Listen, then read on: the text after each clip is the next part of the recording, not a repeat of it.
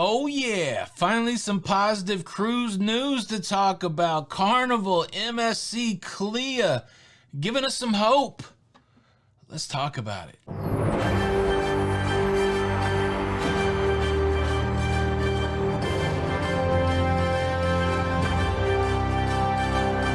Hey, what's up everybody? Welcome back to the Cruise News Show. I'm your host Tony, here with the latest cruise news updates. Well, we're all out here wandering blind through the wilderness. We don't know when cruising will resume, and sometimes it seems bleak, right? You get the news day after day, and it's not always positive, and you sit in that negative news, and it gets bleak. Well, today, we're going to cast all that aside. We're just going to look at 4 positive cruise news stories to try to reignite that hope within us. And look, I've talked to some people that are just done with that cruise life. They give up. It's been too long. It's been too much. It's been too hard. We're not going to ride it out. We're not going to wait it out. And to those people, I don't begrudge them. I don't hold it against them. I completely understand where they're coming from, but I know there is a remnant out there. I know there is a tribe out there waiting to cruise again. And so my mission today is to bring you stories of hope about the return of cruising. I'm here to help renew your commitment to that cruise life. And look, these stories might not be the stories that blow your mind, but there's enough nuggets of hope in these stories that can keep us going. We just got to latch onto it. I'm committed. Are you committed? Did this get weird? So here we go. 4 stories. Probably the biggest one is the one that answers the question, what the heck is Carnival doing? That's interesting. We will work our way to it. First, let's talk about the COVID data in the United States over the last 7 days. I think it's well accepted, at least this is what I'm hanging my hat on. The COVID numbers have to drop drastically before cruising can resume. So if we go back to January the 24th, the 7-day average of COVID cases on January the 24th, a little over 170,000 cases per day. That's what the US was averaging on January the 24th. Fast forward to yesterday, January the 31st. Happy February, by the way. And we look at the average case number for the last 7 days. It has dropped to 148,000 cases a day. So it went from 170,000 cases a day to 148,000 cases a day. That's still a lot. That's still significant. But in 1 week, that daily case average dropped 22,000 cases. Now, we don't know if it'll continue to drop 22,000 cases a week, but imagine if it does. Let's just say it drops 10,000 cases a week. In 8 weeks, we have 80 less thousand cases a week. We're now sitting down there at the 60,000 range. In 2 months, in 3 months, we're going to be in a lot different position when it comes to virus case count. But I do believe that that's the metric that healthcare professionals are looking at, that travel professionals are looking at. I do believe that that's the metric that will open the door for a return to U.S. cruises. And real quick, let me mention vaccination. We see the numbers globally continuing to increase for vaccination. This will also be a big player in the return to cruising. In yesterday's show, we looked at the new policy that will essentially require masks on cruise ships. A lot of people in the comments asked the question, if I get vaccinated, why do I have to wear a mask on a cruise ship? And I tried to answer a lot of people individually, but let me just lay it out here to the broader audience. A quick conversation about vaccines and how they work. And the easiest way for me to think about it is I think about it compartmentally. So you have 2 components at play. You have the virus, and then you have the disease. The virus, coronavirus, causes the disease COVID-19. So the virus is what infects you, and the disease is the outcome of that infection. The disease is what makes people sick. The disease is what kills people. We don't know how people are going to react to the disease. And so the vaccine, the big goal of the vaccine is to eliminate the disease. But you're still left with the virus, and what is unknown currently about the vaccines is whether they will remove the virus from your body. They're still studying that, trying to determine whether the vaccine actually does away with the virus. And because that answer is unknown, the assumption is that you can still pass the virus even though you have been vaccinated. So you run into the scenario where you're vaccinated, where you're not going to get sick from COVID-19, but the virus still may be in you, and you still may be able to spread the virus, and you may come into into contact with somebody who's not vaccinated, which is greatly the case right now. You come into contact with somebody who is not vaccinated, you pass the virus on to them, it becomes COVID-19, and we don't know how it's going to react with every person. So it may not affect the person at all. They could get mildly sick, or you may interact with a person that it kills. Of course, the mask strategy that has been in place since we realized that asymptomatic people that don't seem sick, could spread the virus,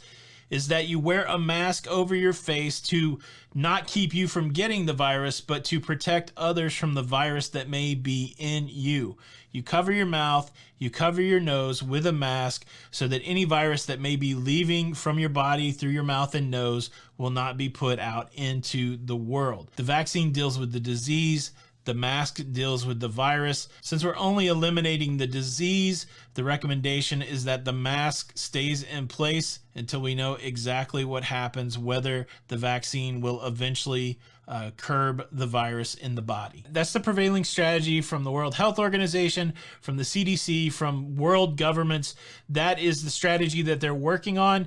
You can agree with it, you can disagree with it, but I just want to take a moment so that you understand at least what the strategy is. I've seen a lot of confusion as to what the vaccine does, what the purpose of a mask is. I've seen all kinds of stuff, actually. Obviously, you can accept it or reject it, but at least you have an understanding of what the strategy is and what those things do. So boom, story number one, case count down, vaccines up, a great story in general, and a great positive cruise news story specifically. Story number two, our friends at MSC Cruises have taken possession of a brand new cruise ship. The executive chairman for MSC Cruises, Pierre Francesco Vaga, he was on hand with his family in France yesterday at the shipyard Chantiers de l'Antique at Saint-Nazaire, France, to take possession of the MSC Virtuoso. This is a big cruise ship, 181 gross tons, with a passenger capacity a little over 4,800 passengers. The ship will start doing cruises on April the 16th, 2021 in the Mediterranean, spending its summer there, and then it will move to the Gulf in November. That's right, April the 16th, 2021. Do I think it's going to happen? Absolutely. That's why this is a positive cruise news story. If there's been any cruise line that has shown that they can successfully cruise during the pandemic, it has been MSC Cruises. They have led the way. They cruised throughout the summer of 2020 until they were shut down by spiking COVID cases. As the cases go down in Europe, cruising will resume quickly there under the banner of MSC, and now they have this new ship to add to the mix. MSC, I said it all last year, I continue to say it, they do lead the way. Story number two, MSC new cruise ship. Positive news story. Story number three, let's build off that. Can we just say that MSC did it as well, or if not the best, than any other cruise lines in 2020 to keep their business going? If we can agree on that, this next news will get you excited. CLIA, the Cruise Line International Association, looking for a global chairman, looking for leadership at the global level, and guess who they tagged?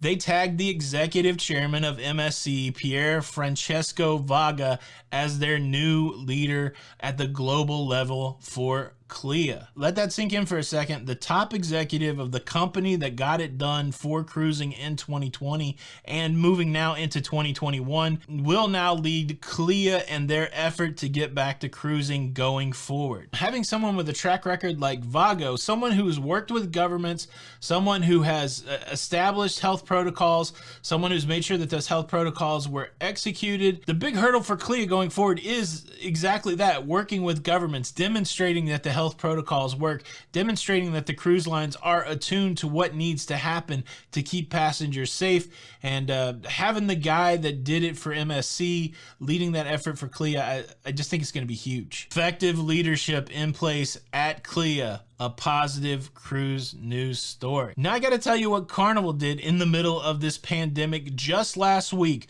Before I do, let me take a second to invite you to be a part of this virtual cruising community. If you like staying up to date on what's going on in cruising, if you like being connected, please consider subscribing with the notification bell on.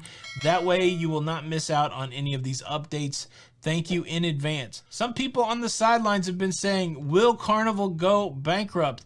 Will Carnival go under? It's not looking good for Carnival. What will they do? Woe is me. Let me tell you this, I don't think Carnival seems too worried because they're spending money on stuff that doesn't matter right now. I mean, I don't know if that's the right thing to say, but yeah, they're spending money on stuff that seems possibly non-essential. Last week, Carnival Corporation, in partnership with the Port of Miami, broke ground on a new $190 million cruise terminal. Cruise Terminal F, the home of the new Carnival celebration.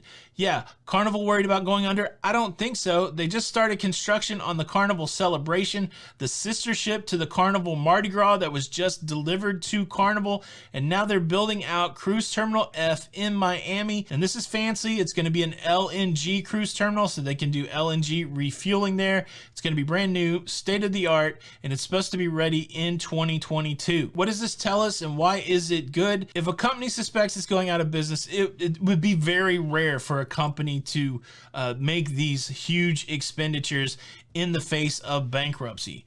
Carnival has a long-term plan, and they are showing it to us by building new ships, building new terminals, investing the limited money that they have, not to just hold on, but to expand. That story came across. Here's the picture of everybody digging into the dirt. And I thought for a second, well, these people aren't thinking the cruise business is going away. It's definitely a good sign, definitely a bolster to consumer confidence. I know some people are going to reject it. I know some people aren't going to be down with it. But again, this is a message for the faithful today. This is a message for people that are hooked into that cruise life. If you need that nugget of hope to keep going for the next few months while we're not cruising, then here's a few of them. Positive cruise news story number 4, Carnival dropping a bag of coin in the Port of Miami to build a terminal to support their newest cruise ship. Exciting. Carnival ain't calling it quits. Just want you to know that. Question for the comments is this: which one of these stories was most promising for the cruise restart? You could argue a lot of ways. New leadership at CLIA, that's exciting. COVID cases going down, that's exciting. New cruise ships, new cruise terminals. They could all be the story of the day. Let's have that conversation. Leave a comment below. Thank you so much for watching the show today. I hope you enjoyed it. Please show your support by hitting the thumbs up button. This is Tony with Lido Loca, and until the next time, we'll see you on the Lido. Bye.